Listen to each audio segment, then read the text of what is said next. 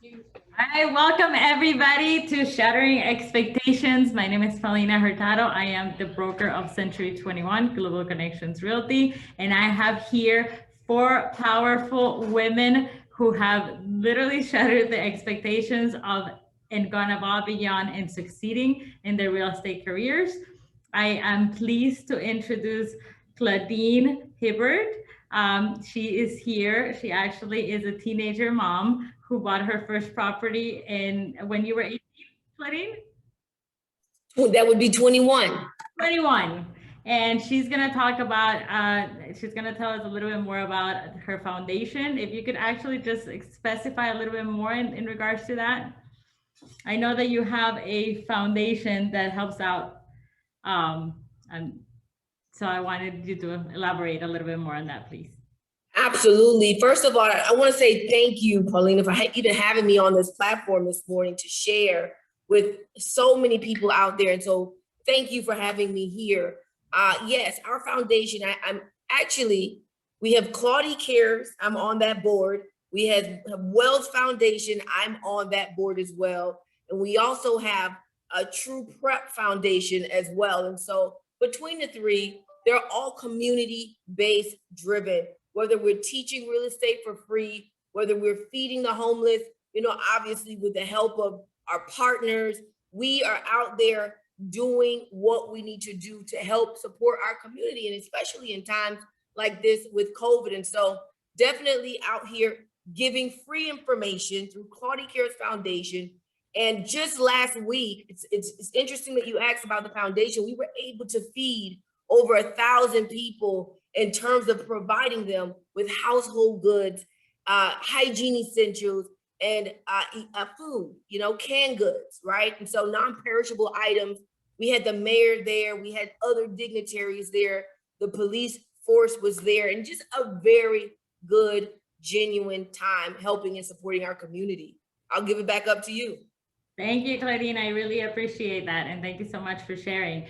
Next, we have with us Heather. Heather is actually the owner of a franchise called Real Producers. And she actually acquired that franchise right before the pandemic started. And she still has been able to continue on. I believe she also broke her foot in the middle of that. So Heather, if you could tell us a little bit about yourself and you are correct, Paulina. I'm Heather Kaminsky, the publisher and owner of Broward Real Producers. It's a franchise in Broward, and it's all about dealing with the top 500 real estate agents and making sure we put them together with the best partners. And we have a monthly publication and we do quarterly events. And you are right. What happened was when I first signed on to do the franchise, I signed my franchise agreement and I broke my foot. Went to training with the franchise in Chicago, then was unable, found out I had to have surgery and was unable to drive for 2.5 months with a 2-year-old. So 1.5, 2-year-old. It really was not easy. I took my son actually to the Galapagos Islands, and that's where I broke my foot, was in the Galapagos Islands. So struggling there. And of course, while we do ramp up, you get zero money while I was ramping up the magazine. So trying to do all of it, making absolutely nothing until I went to print. Funny enough, I went to print on March 15th of 2020. So for our first magazine was April 15th, because we're always a month ahead. So kind of crazy. I went in literally pretty much the day the world shut down. And I just had my 1-year anniversary, and it's great because of all of the wonderful realtors like yourselves. Awesome. But thank you so much, Heather. That's a wonderful introduction. And I know all about breaking their foot. So yeah. But thank you so much for sharing. Next, we have Karen Johnson. She's President Karen Johnson. Actually, she is the president of the Realtors of Broward, Palm Beaches, and St. Lucie board. And I have the big honor to serving on the board with her. Karen, can you tell us a little bit more about yourself besides being the president of the board? Well, I've only started real estate. Hi, everyone. I'm Karen Johnson. I am the current president of Broward, Palm Beaches, and St. Lucie Realtors. Was not my aspirations. It just happened to happen this way. I've only been a realtor for 12 years. So I came from commercial and residential financing for several years. I have a finance degree. I have an MBA. I'm just very driven. I love what I do. I'm very passionate about my community. And when I recreated myself after the crash of the banking industry about 10 years ago, I was left standing 6 months pregnant with keys in my hand, laying off 75 people. And I'm like, okay, well, what now? And I got a job right away and I hated what I was doing. I did not like my boss. Just the first time it ever happened, and I had no fulfillment. So I decided, in fact, my husband suggested that I do real estate. And I was like, I don't want to be one of those used car salesmen. And that was the honest truth. And I said I was going to make myself different. And I actually got really involved in education. I went to every class possible. I had the background from the financing part, the financial part of it. So I was very comfortable going to classes, and that's how I got to meet staff. And they're like, oh, you should join this committee and you should join that committee. And that's how it started. I started as a $40,000 condo queen. So people who look at you right now and say, oh, well, you sell $1 million properties and you sell commercial properties, it must be so easy. It's not easy. It's referrals. It's building a business. I took advantage of the fact that I love people. I love what I do. I never did it for money. I treat a $40,000 condo the same as I would a $40 million deal. And those $40,000 condos have brought me to $2 million deals, etc. So it's putting people first, caring about what you do, and having integrity, right? And sometimes telling people, that's not the right thing to do. If I were you, I would save a little bit more, or I will continue renting until you have that, because it just doesn't make sense because you're one payment away from foreclosure. It wasn't always an easy ride. I moved to this country when I was 17 by myself. I grew up a really great life, but I struggled and, sacrificed, but I always had a work ethic, which I have to thank my parents for.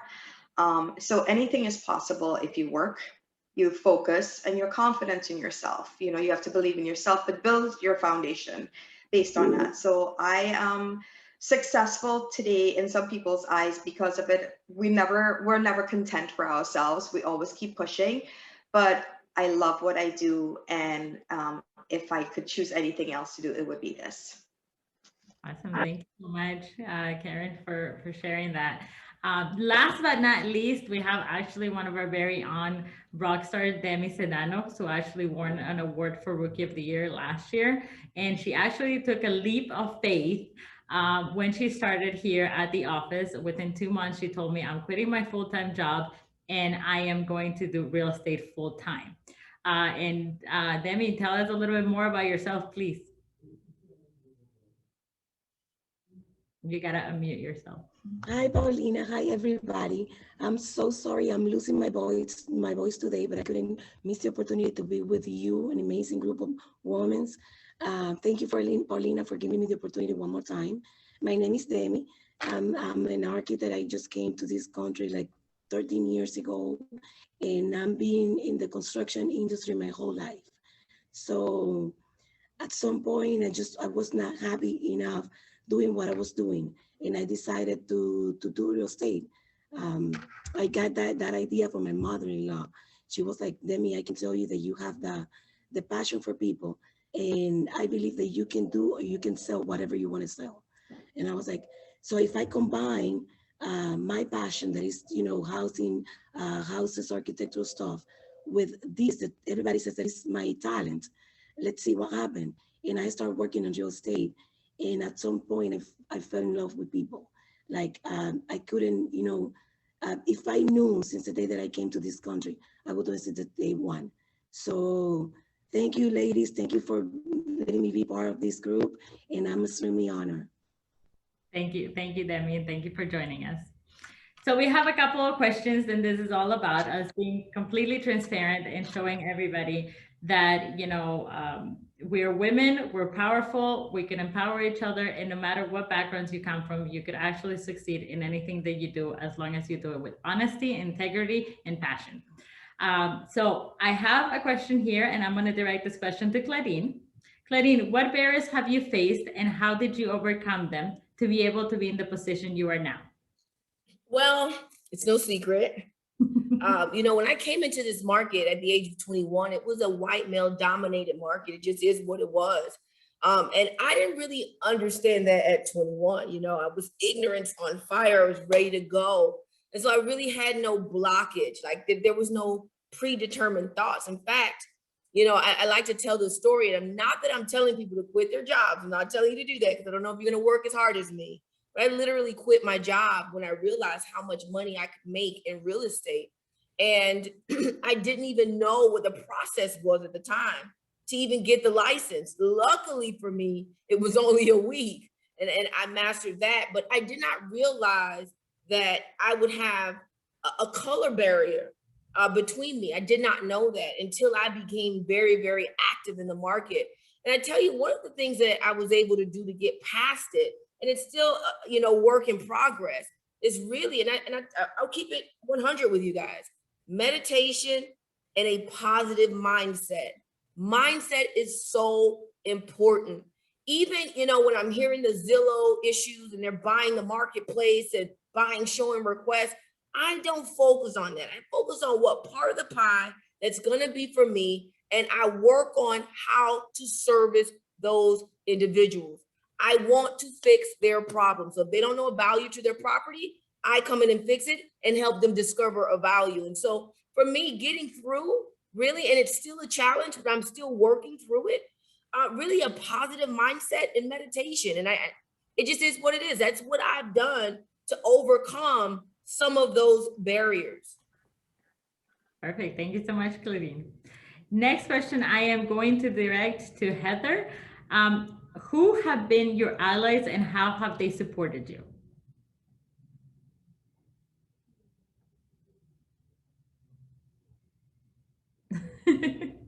Sorry about that.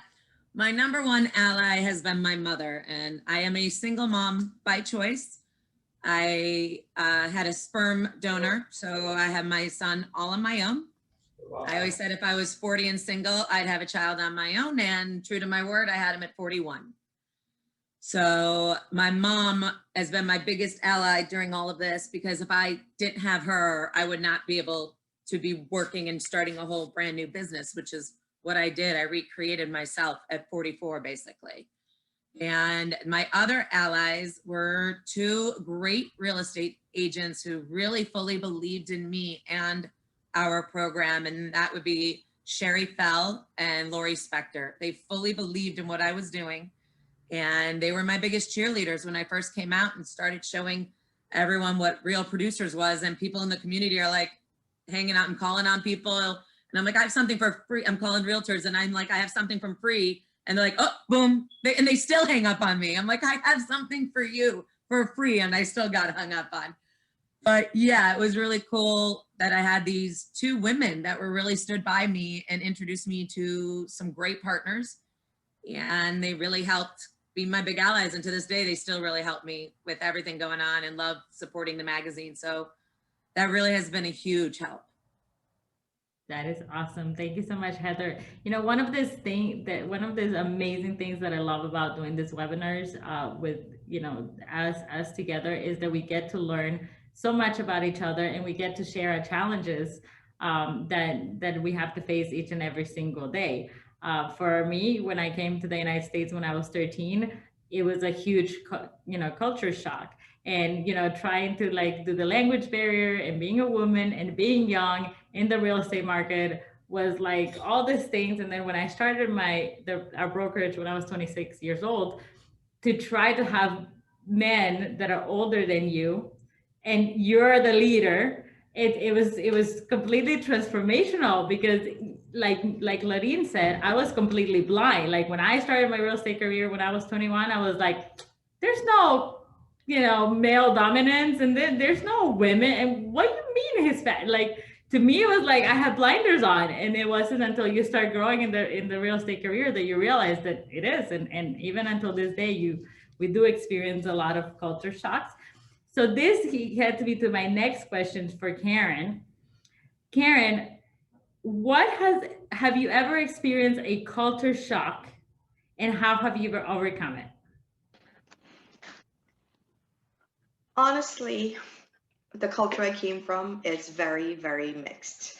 And it wasn't really about, and this is the thing that's shocking to me sometimes. I grew up in a very mixed environment. If I didn't like what my mom cooked, I asked my neighbor on the left was one race, my neighbor on the right was another, or I go across the street. So from a race perspective, I never saw myself differently or felt differently. Sometimes I do see that, but you know what? That's their problem, not mine.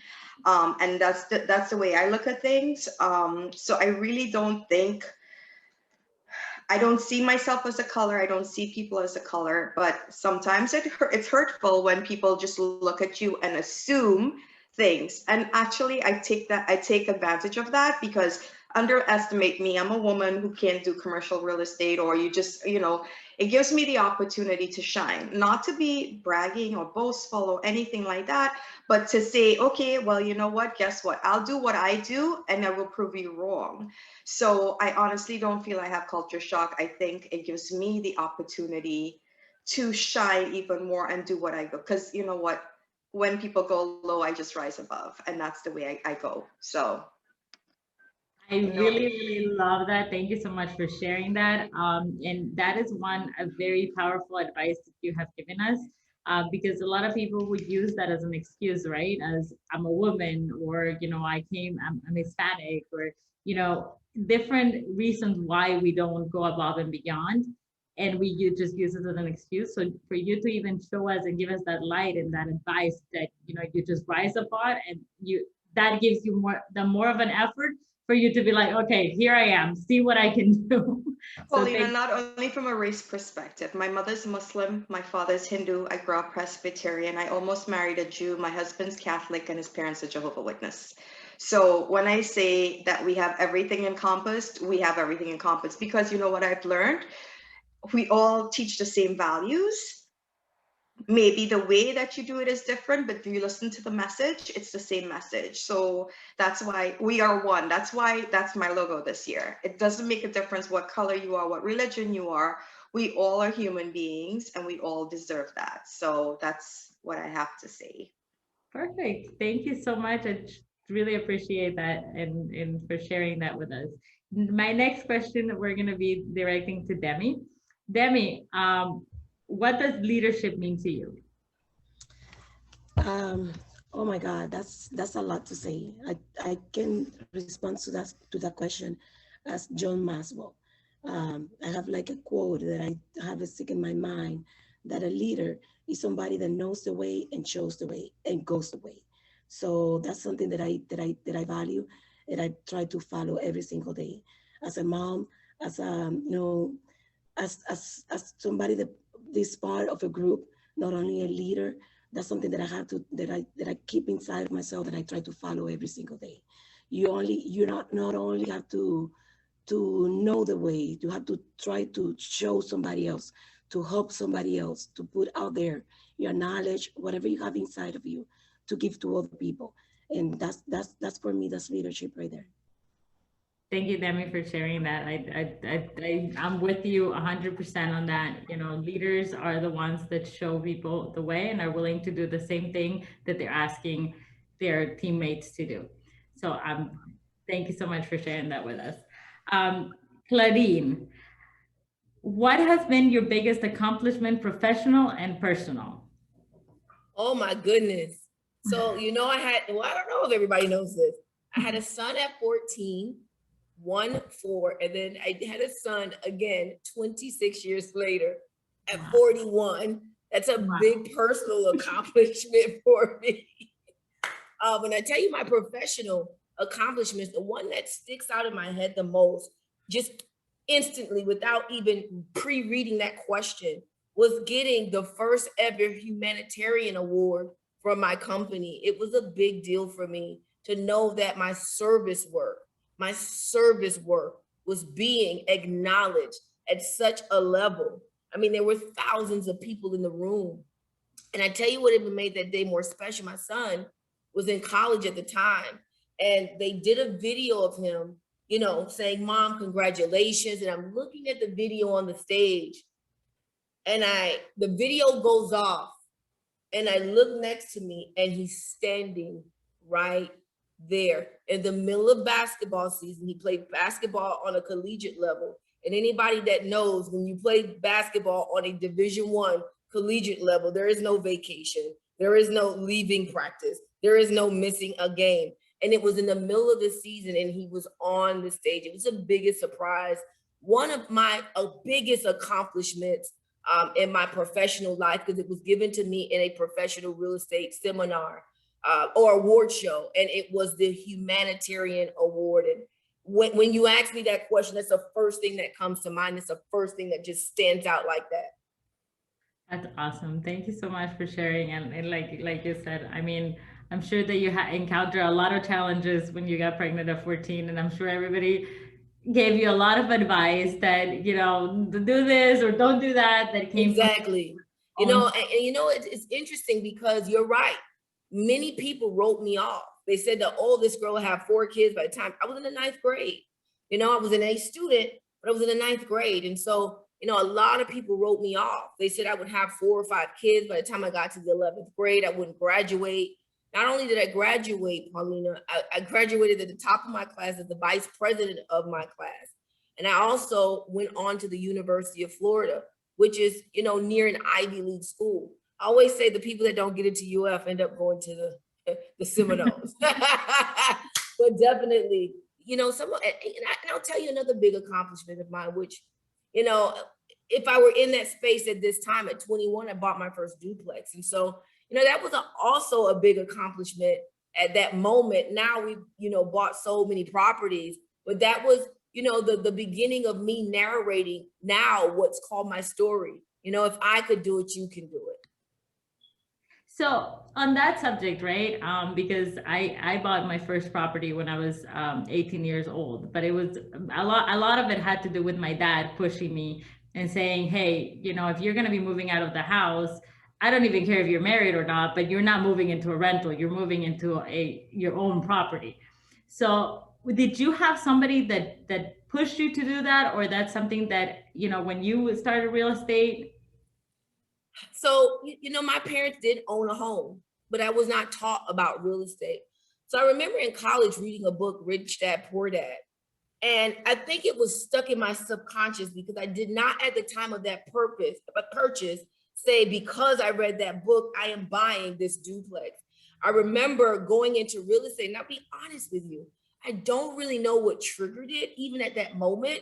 I believe in the subconscious though. So I believe that book was in my subconscious somewhere. And I remember saying, I don't want to be, you know, 80 selling properties, worried about my next sale. I was seeing that a lot in our industry.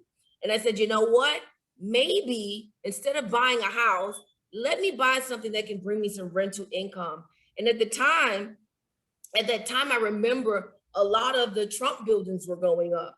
And I said, man, if this guy can buy all this stuff and file bankruptcy and do it again and file bankruptcy again, there's a roadmap. And so I said, no, I couldn't buy on his level at the time, but I remember buying that duplex in Carroll City. And right after that, you know, I was in a position to buy 3 new constructions in Homestead. Remember, Hurricane Andrew tore it down. And around 2001, 2002, they started to build. And literally, I made 6 figures in literally 60 days, because back then you could close and then sell right the next day. You didn't have a 6-month season and, you know, a thingamajiggy on for FHA and Fannie Mae and Freddie Mac. You could just literally sell the next day. And that was the beginning really of my real estate investment career. Just the thought of, how can I create some residual income so that I could retire at the age of 35? That was my goal. That's awesome. I'm still working. That was my goal then. No, I'm sure that once we all achieve the retirement part, we're still gonna work. Okay, so Heather, how important is to have a mentor to grow as a leader? Oh, I remember this one. Now I gotta think. I'm actually a little different. I don't necessarily think you need a mentor. I think it's also more important that you lead your own path. You need more than a mentor, you need a sounding board from, there's mentors you see, but that's not the path I'm going to go. They might be able to give me advice, but a lot of times nowadays things are changing constantly and constantly and constantly, that if you listen to people, oh, but I know what I did because that was 20 years ago. Well, all of us in this group know that real estate has changed literally in the past week. So it's not something that's changed a past year. So can't listen to all those people. To me, it truly is having a sounding board, making sure you can have people. As we were all just talking on the phone before this, we jumped on live, I used you guys as my sounding board. I asked questions. I want to see what people want. It's truly asking and listening. And I think that is bigger than really having a mentor, but still even being able to talk to someone that you respect and get their answer. Awesome. Well, thank you so much for sharing that. I truly appreciate that. The next question I have is for Karen. Karen, what advice do you have for women looking to grow either their own business or within the company they work for? I would say find what you like. If you're passionate about it, educate yourself, look for people that you want to be like, ask them questions. You have to realize that, and you know what?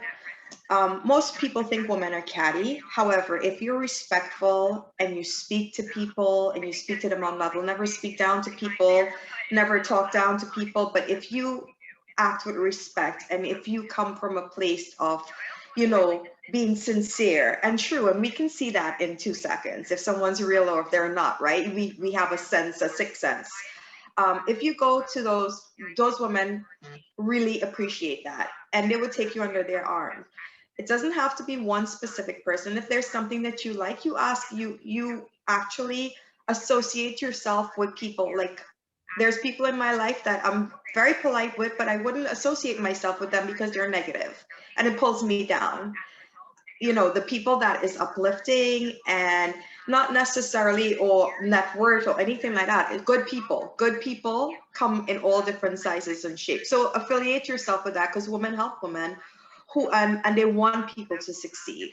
You know what? Simple things like please, thanks, basic manners that we learned as children goes a long way. And just actually working for it and not expecting favors because you're a female or because, sometimes you have to outwork people. And you know what? Educate yourself. Show initiative. Thank you so much. And I do believe strongly in what this wonderful women have shared with us. Not so necessarily in mentors, but there's people in life that you're gonna be encountering with and throughout the way that are gonna help you achieve and take your level to your career to the next level or your goals to the next level. If you surround with people that are constantly wanting you to succeed, you will see a tremendous difference than if you surround yourself with somebody that the minute that you tell them one of your dreams, they're like, oh, you're not going to be able to do that. Oh, you're definitely not going to be able to accomplish that. And they're going to talk down to your dreams. You're going to spend more time. One of my wisest mentors told me this. You're going to spend more time arguing with that person why you should be achieving that goal and why you're going to be achieving that goal than simply ignoring that person and moving on to somebody that truly believes in your dreams and your careers. With that said, I'm going to ask Demi this one. Demi, what's one of the biggest risks you've taken in your career, and how do you feel about having done it? Sorry about that. So let's put it this way. It was a risk, but I'm so glad that I did it. I went to the university to get an architectural degree, and I came to this country with a bag full of dreams. And I started working, and I spent my whole life working in the construction field for 14 years. And when I just realized that I was not happy, that I was not doing whatever I feel inside, that I was stuck behind a desk, I just decided that I needed to jump and to change that situation. And for me, that was, that was a lot to put aside, not aside, to do something that you just don't know how to do. And I started real estate without nobody until I came to you, to be honest with you. So I came to the, and you know that's true. Um, so I decided one day, like, look, I can't keep doing this, not being happy. I remember that I used to cry every single day when I got to my office. I stayed in the car for like a half an hour, like crying and saying to myself, like, look, you need to do this. You need to be strong enough and to just to quit. It's not because I was not doing what I like. I like construction. That's one of my passion. But I decided that I need to do more, to help people more, to go out there. And that was it. That was the biggest risk in my career, you know. But I'm so glad that I came to you, Paulina, that you're being part of, you know, this. Thank you. Thank you, Demi. I appreciate that. And I did not tell her to say that, but I appreciate all that love that you do give me every day. And I am here as a broker. One of my biggest dreams is for all of my agents to achieve their success, and success can come in many different levels. For some, success is one thing, and for other people, success is another one. But more than anything, for them to achieve financial independence, which is what this is all about. I believe that all of us at some point need to achieve financial independence, so we're not so tied down to either our job or tied down to a certain things that we don't like to do. But my only hope is that everybody that's in the real estate industry is actually there to help the homeowners and help them achieve that as well. Claudine, I am going to give you this question because it's just one of those wonderful questions that I know that you've done many videos on this. And I think that it's the right person to ask. What is the biggest challenge in real estate industry at the moment? Working with agents. No. You know, it's hard to ask me that type of questions because I don't acknowledge challenges. But if I had to come up with one, I would say I spend a lot of time educating realtors, new and old. You know, I'm finding that yesterday, I'll give an example. Yesterday, the title company says to me, Claudia, how am I supposed to know that they're tenants in the property? One, it's a duplex, so my common sense might say, well, maybe. But the contract says on page 2, paragraph 6B, that there are leases and tenants. So you did not even take the time to review the contract. And so that's been one of my biggest challenges, to be honest with you, working with agents that have not been educated or that are not doing training. You know, 20 plus years in the business, I'm still in trainings. I just left Mike Ferry's training, one of the real estate greats. You know, I just left Grant Cardone's training. I spent 10 grand, you know, just to be in the space, because even though it wasn't real estate specific, the tools that they are sharing, you can transfer them into real estate. And so for me, my biggest obstacle is not the 50 people in line waiting to get their contract. See, I turn on my brain sometimes, and I say, if most people are working with buyers, that means that we need to move harder and looking for more sellers, because this is telling us if 50 people are calling on one property, there must be a need for more properties. And so that really hasn't been a challenge for me. I just shift with market changes. And I've been telling people this, and I have to say it, you know, soon the buyers are not going to be working with their buyer's agents anymore. They're going to feel like they're smarter and come straight to the listing. So I want to make sure that I'm there. But my biggest challenge in at least the last few, I'd say maybe the last year, has been working with agents. And that's why I've been providing the free trainings, because it's just going to make my life easier. You know, Paulina, if I have to submit a contract to you and it's disorganized, you've got to be saying, oh my God, I'm going to spend the next 45 to 60 days with Claudiane with challenges. You've got to know it. And so my biggest thing right now is not buyers can't get into properties, not that there's a lack of inventory, not that Zillow is taking over the real estate market. It's really educating my colleagues in this profession. Awesome. Thank you so much for sharing. Karen, do you want to add to that? Because I know that you also are dealing with many challenges. So what do you think is the biggest challenge right now during the real estate industry at the moment? Well, to piggyback off of what Claudian said, we have a lot of untrained professionals.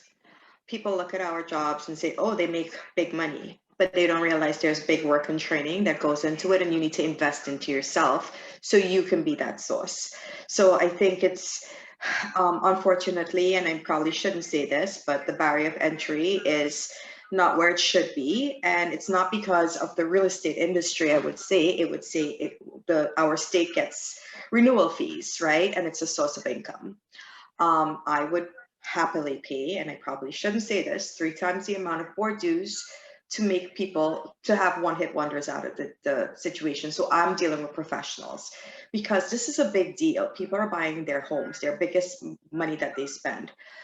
It's really, really critical and important that that person is well trained. You can blow up a deal. I have a big problem with people practicing things that they have no training in, especially when it comes to commercial, because people assume commercial is big dollars, and it's not always. Sometimes it's easier for me to go sell a house than it is to wait three months to even go into contract, and 2 years for it to happen, and all the issues that could happen along the way where you have no qualifications for it. It's not about dollars, it's about being able to deliver. And that is a problem. So I think the barrier of entry to just have a real estate license to practice commercial or to do things that you should not be doing is very important. So, and this is why outside sources could come in and just look at us and think our job is so easy, because people make it seem that way. They think we just like, oh, the wall is this color, is a bedroom, this is a bathroom. No one understands that there's 50 people involved in a transaction. HGTV and all of the TV shows that is out there makes it say, oh, you choose these 3 homes. Well, they don't see the 12 o'clock.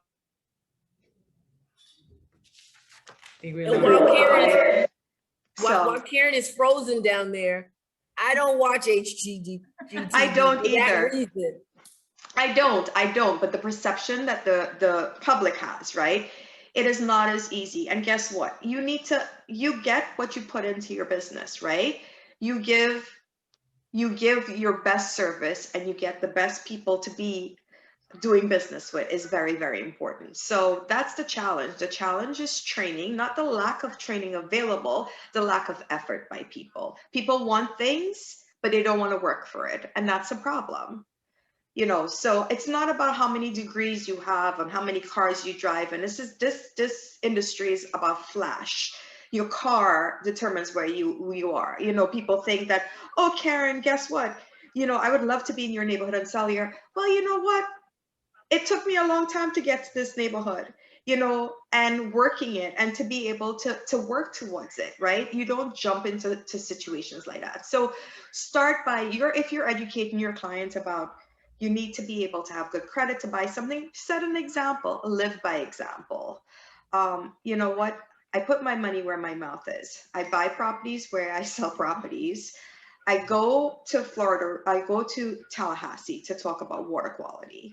I go to NAR to talk about insurance, about things that affect all of us. I care about my community. I go to city meetings. So honestly, this is not just a job. This is a career treated like a profession, because guess what? If you treat it that way, it will pay you 1,000,000 times over, not just financially, but the reward that you get. Because sometimes my first time home buyer who was getting messed around by a zillion other people and couldn't get a deal, that's satisfaction to me. My 22-year-old couple that I just sold a house for that was put through the wire.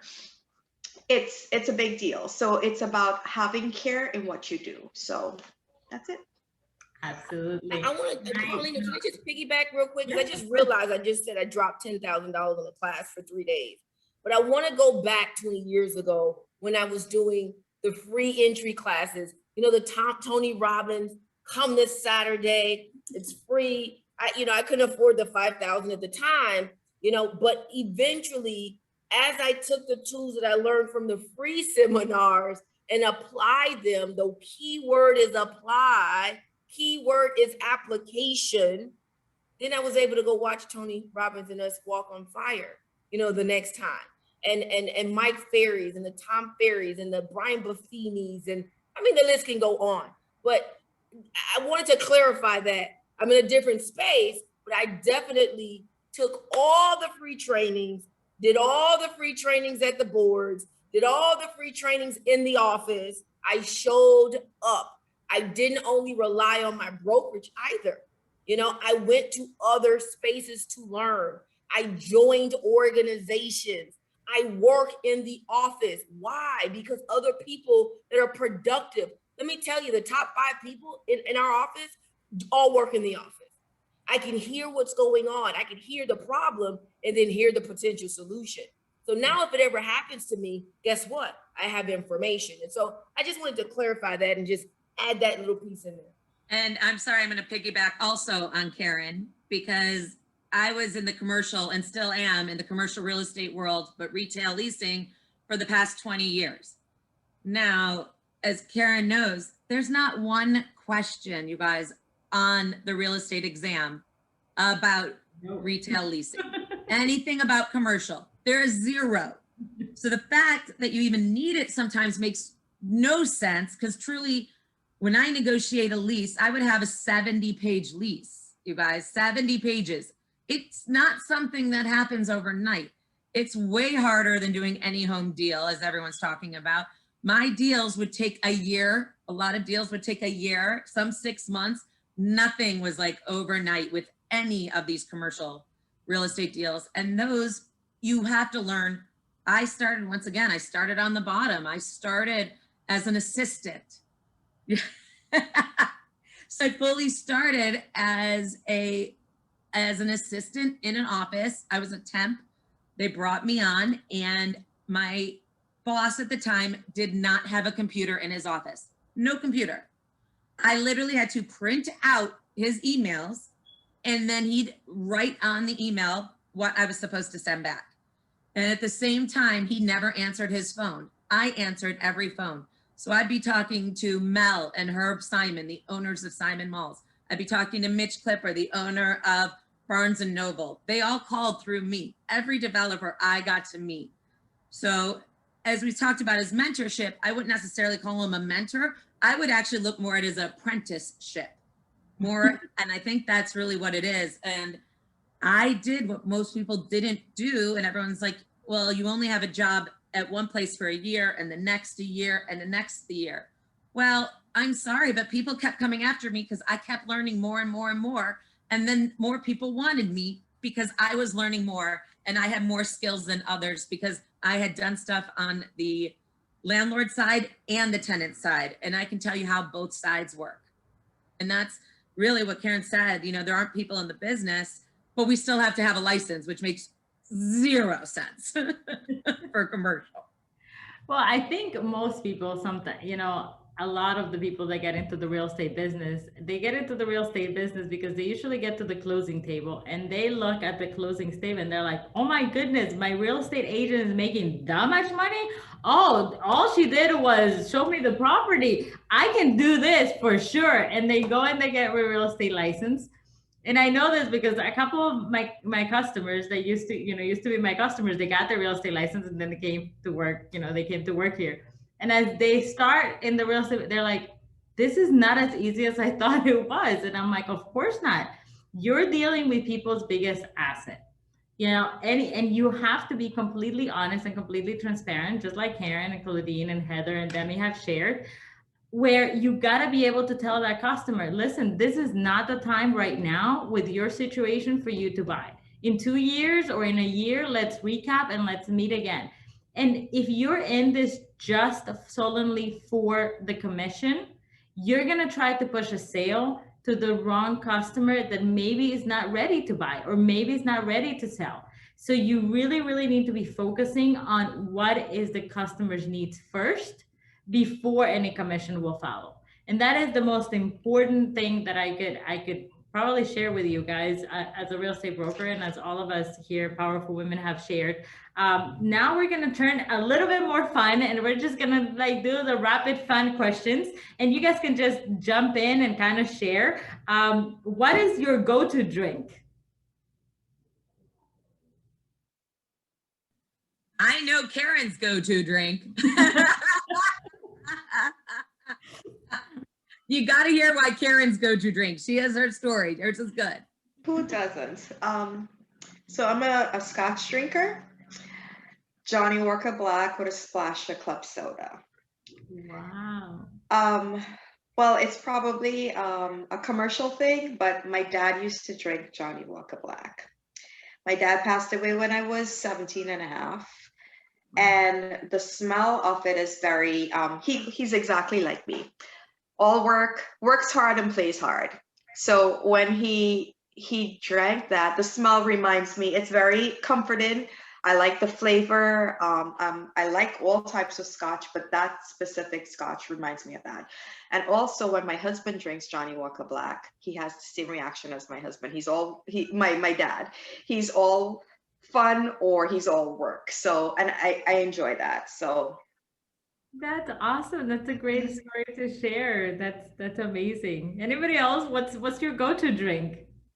I am a wine girl, although, I mean, don't get me wrong, a good tequila always is wonderful, good margarita, but I went to school at UC Santa Barbara, so California girl, and I've been to every winery in Santa Barbara region.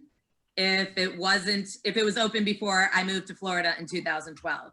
So, and I've traveled the world just to go wine tasting. I've been to Argentina, I've been to Chile, I've been to Napa. I can't tell you how many times I've wine tasted. Believe it or not, first time I started wine tasting was when I was studying abroad in Italy. And I had my first Vernaccia in San Gimignano.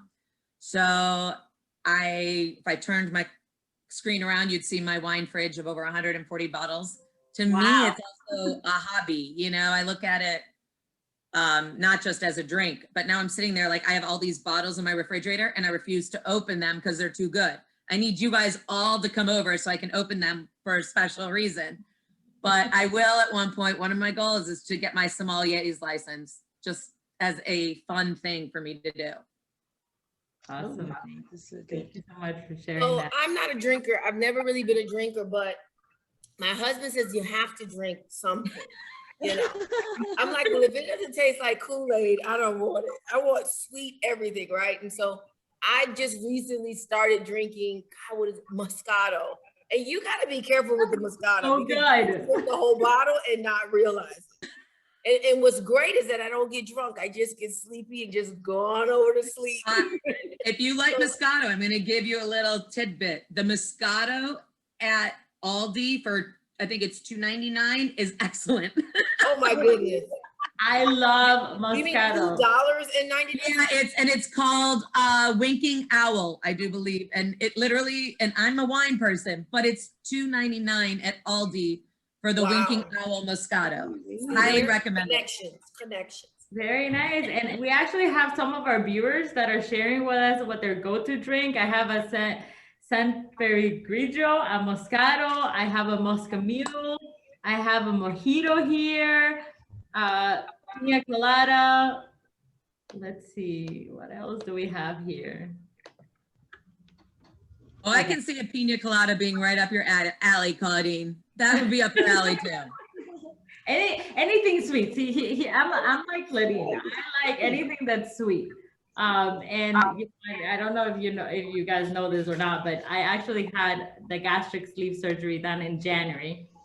And I can't drink anything now I can't drink anything sweet because the sugars on your body, they don't do well with your body. So it's like, everybody's like, oh, we can have a drink. Like, what am I going to drink? I'm like, okay, let me have a mojito without any sugar. Gross. Wait, but I thought you just had margaritas in the office last Friday. I thought I saw something fun like that. Oh, that's Nikki. No, she makes this amazing drink that I don't even know what it has. I think I can't remember what it has, but I don't even know what it has. But you cannot taste any alcohol. Like, it's really Anyway, what is your spirit animal and why? Oof. You know, I saw that question and I was like, I don't know, but let me go with the lion since I'm a Leo. The lion is it's a wonderful. It's actually you could actually I don't know like you could actually Google and say what is your spirit animal and then they ask you kind of like 10 questions just like the Oh, like the Facebook one. I think I've done one of those. yeah and it kind of tells you and when I did a branding class a couple of years ago with Latinas Power, my spirit animal was the lion. And then you would be amazed because some spirit animals, like to some people, it was like the dog or like the birds. And a lot of people would question why, like why, the dog means loyalty. The lion is a little bit more aggressive. Well, these days I'm feeling like it's a pig because of how much weight I've gained, but. And what about eagles? The eagles, that's a beautiful spirit animal. Okay. I would have to say my favorite animal though is a panda bear, and I've loved it ever since I was a kid. And I got to tell you, they're strong and resilient, even though there's still not many out there. And they're kind, they're loving to their kids, but they're vicious, even though they're gorgeous. They can be vicious. And then you should have said a cougar or something like that. That would have been more fitting. I mean, like. Wait, no, sweetheart. All the time I used to say, I'm not a cougar. I'm not old and I was never married before, so I can't be a cougar. So I used to joke and call myself the puma. Ah, that's good. I always loved dolphins. I have an obsession with dolphins. They're beautiful animals. They're still mammals, so they still take care of their children. But I just love how free they are and how gentle they could be and how wild they could just be all the time. What is something that people wouldn't otherwise know about you? A talent, something that nobody has told you. I'm sure that we all have shared everything, but. About me, that I know how to cook. I don't know, for some reason, nobody believes that I know how to cook.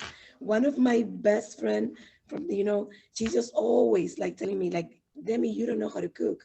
Actually, you don't know how to cook, but I'm telling you, girls, I know how to cook. I'm a Dominican girl and I really know how to cook and I don't know how to dance. So I think you should prove it to us and cook for all of us and invite us over. I'll bring the wine. Oh, that sounds like a plan. Yes, Demi, you're gonna have to prove to all of us that you know how to You cook. just said you don't know how to dance? She just said I you don't know didn't. how to dance. How is that I- possible? The Latina lady. Yeah, that's what just like the cooking part. Look Well, at her Karen can teach you how to dance. Karen's got that. It's so weird. It's like extremely weird that I'm Dominican and I just don't know how to dance. And my husband, he's amazing, but I just don't know how to do it. I never, She's got no rhythm. No. Paulina, what about you? What's your hidden talent? My hidden talent? Oops. Oh my goodness. I think that I know how to cook. I don't always cook, but when I cook, it comes out really, really good. But I don't cook often. It's a once in a while. That's so funny. So now, I'm gonna totally pull out the white girl thing. My hidden talent is I am a water aerobics instructor. And I still do it on the side. So I actually still teach private water aerobics instruction. And I absolutely love it. It's kind of my mental therapy. So That is awesome. not something you were expecting, was it? No, I was not. Okay, I got someone to laugh about it the other day. I'm like, I'm sorry, I can't meet with you. I have to teach a class. They're like, what kind of class? I'm like, I go, you can laugh. I literally prefaced it in the email. You can laugh. And I said, I'm teaching water aerobics. And she goes, yes, I laughed. I actually witnessed you leaving us for that reason too, right? She did remember that. I did. And she saw me changing into my bathing suit to leave to go do that. Mm-hmm. Have you ladies lately been pleasantly surprised by anything recently? Oh my God, yes. It's so many, I can't even think of them. Let me tell you, this market is like, sometimes I wonder, like, should I be going into retirement? Like, this is a little bit too much for me here. What's going on in today's world? But while you guys go, I'm gonna think about something. Every day I'm shocked at something. I'm shocked the other way. I mean, not pleasantly surprised. I'm shocked at how, rule number one with our group, with my old boss was rule number one, people are stupid. Rule number two, nothing is easy. Rule number three, please report to rule number 1 and 2. So nothing ever ceases to amaze me anymore when it comes to that type of stuff. Awesome. That's great. Well, I know Claudine recently went to Hawaii and she climbed a mountain, right? Well, now outside of the professional world, that was shocking to me. So I will tell you a little bit about that experience. So we're like, what can we do? And they're like, well, we can go to this mountain hike. I said, okay. Not only was it just a mountain, it was the largest, hardest. I said, why do we have to start here? Why couldn't we start over there or over here? Nevertheless, I get to the location and I'm looking up, and I'm not looking like this. I'm looking like this. So just think you're walking up 1,000 steps, and then there's 20 feet in between. That 1 foot apart from the steps, you just look down and you see 20 feet below. There's no gravel underneath. It's just 1 step, a foot, a step, a foot, and down below, boom. You can just see 20 feet below. And so I kept telling myself, oh my God, if I make it up, how am I gonna come down? I feel like I'm gonna tumble over. Then I start seeing 5-year-olds walking up. I'm like, wait a minute. Then I start seeing 63-year-olds walking up. I'm like, no, wait a minute, hold on. And so, they kept giving me, and they kept encouraging me, right? They kept saying, just take a break, go to the side, you take a few steps at a time. Listen, I do this for the 63-year-old lady. I do this 3 or 4 times a week. You can do it. You just go a few steps. And so I'm like Amari, my son, is like, I said, just go. I'm just gonna stay here and rest till you guys come back down. He's like, Mom, don't move if I leave you here, because he knows that I'll try to go up. And so I make it up. Long story short, this guy with the spiritual music, he's obviously, a Christian guy. He tells me, and I say, you know what? I need to walk with you so I can sing along the way. And so then let me tell you this was key for me. My goal for 2021 was to do 60 million in sales. My goal for 2021 was to do 60 million in sales. And I figured, you know what? If I attach walking up the stairs to the 60 million goal, I'd make it up. I said, you know what? If I can make it up these stairs, and I hope everybody's paying attention because this is really, really big here. I said, if I could make it up these stairs, there's no way I can't do $60 million a year. If I could make it up, I know that I can do 60 million for 2021. And so when I started to say that, and when I started to quit, I said, now I can't quit. Because if I don't make it up, I'm not gonna do my $60 million. So and a piece of me was saying, why did I even say that? I'd given the universe so much power that I had to make it up. And guys, listen, it took me an hour and some minutes, took some people 30 minutes, but I made it up. It was a very, very big challenge for me. Probably one of the biggest accomplishments. I could hear, my husband saying, Claudia, don't use your back, bend your knees, bend your knees. And he wasn't physically there. And so I had all these voices talking to me. The people there were talking to me. And I simply just said, if I can make it up these stairs, I can do $60 million for 2021. And that's really what got me up, because I know the power of my voice into the universe. And I know that God hears everything. And I did not want to cancel and delete that. And so anytime I say something, I'll immediately say, cancel and delete, cancel and delete. And I said, no, I knew the power of making it up those steps at that moment. And so, that was a big accomplishment physically for me. It's not easy for me to work out everywhere. I know y'all see me working out, but I grudgingly work out, okay? I'm gonna get to the point where I'm excited, but right now it's a work in progress. I was gonna add to that. So since COVID, I've lost like 25 pounds. And it's just mind over matter. I hate to work out. I hate working out. I am not one. I want to get up one day and be like, oh, I'm going to go work out. Never happens. And I keep challenging myself. But what I realize is that I am my biggest problem. So it's in my head, and it's my mindset. So I go for sometimes and then do cardio, CrossFit. And I remember I was like, I can never do this. Well, now I am doing really well. I feel stronger. I feel good. I have an autoimmune. It's good for my knees. It's good for the rest of my body. But I realize it's my mindset. And people are like, oh, how do you do that? And how do you do all the things that you do? Because I'm not a morning person either. And I'm up at 6 and out of the door. But it's all mental. It's in my head. And I create the biggest barriers in my life, right? If I say no, I can't do something. But when I say yes, I can do something, nothing can stop me. Same thing with my production, same thing with the things that I accomplish. I spend probably, like 40-50% of my time volunteering. I also have a husband. We've been best friends for like 29 years. I have a 13-year-old. I have friends. And I make time for everything that's important. So I think balance is important too, except I love what I do. So I don't view it as work, but it's all in our mind. So if you put it in your head that you can succeed, you can succeed. Don't let anybody put doubts there for you. Thank you so much for sharing that. And I want to tell you, ladies, as we wrap this wonderful webinar up, that you guys are a very huge inspiration for me. This morning, I actually hired, after the gastric leave, I hired a personal trainer that comes to my house to get me out of my bed at 5:30 in the morning. And this is actually my second week. And I'm constantly watching you powerful women all the time. And actually, Claudine and Karen, today when I was doing my plank, okay, that I haven't worked out in 5 years, I was thinking and I was ready to give up on that plank. And I'm like, no, like Claudine, Karen, Heather, Demi, no. I'm like, if I give up on this plank, then I'm giving up on my goals for this year.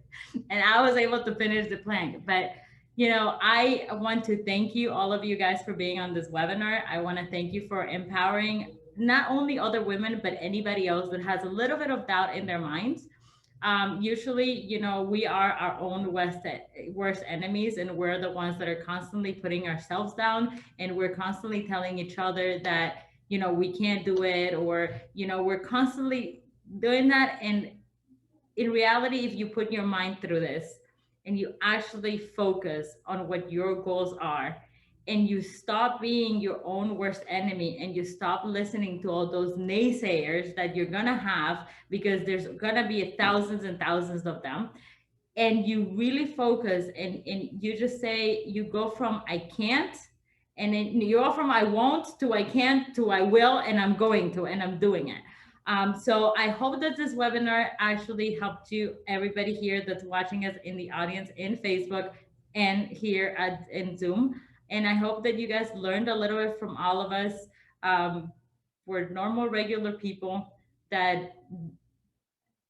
actually decide that we're never going to be giving up on our dreams, and that we're always going to be achieving our dreams. And not only that, but along the way, help others achieve theirs. And I think that's one of the most important things. It's not about you, it's about teamwork. And if together, there's a saying that says, alone you go there fast, together you get farther. And that's the most important thing that I could tell you out of all of this. We're all here together. We work even in different companies, but if I can pick up the phone, I can call Karen, I can call Claudine, I can call Demi, I can call Heather, and I can say, listen, I'm going through this struggle. And they're there for you, and they are there for you guys as well. So thank you again for joining us. Thank you, Heather. Thank you, Karen. Thank you, Claudine. Thank you, Demi. Mwah! I love you guys. Have an amazing week. Bye for now. Thank you. Bye, everyone. Have a great day.